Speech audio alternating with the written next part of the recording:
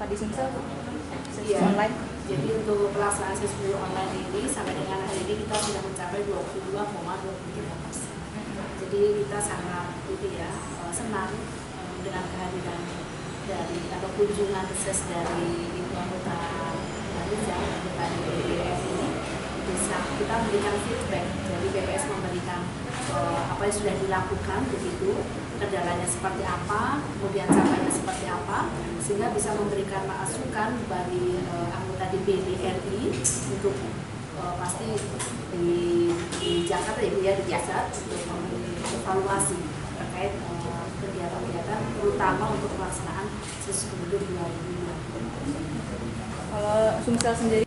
Target kita 29% ya, jadi waktu kita masih sampai dengan 31 Maret, mudah-mudahan bisa tercapai ya.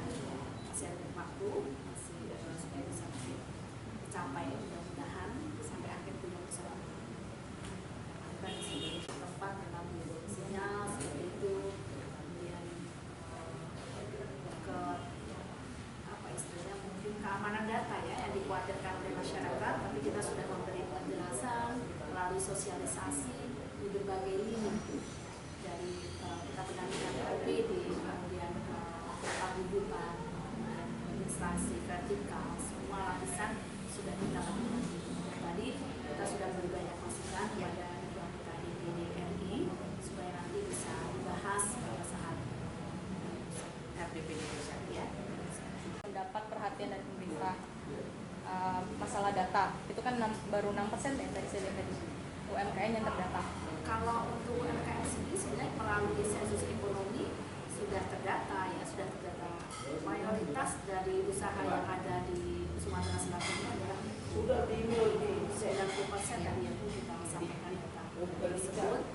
Intinya masih ada, bukan masih ada yang belum menerima modal ya.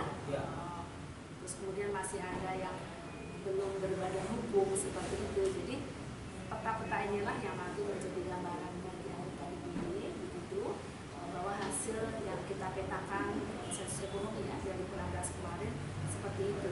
Jadi nantinya pasti diseminasi ini sangat berguna bagi terkait untuk kebijakan-kebijakan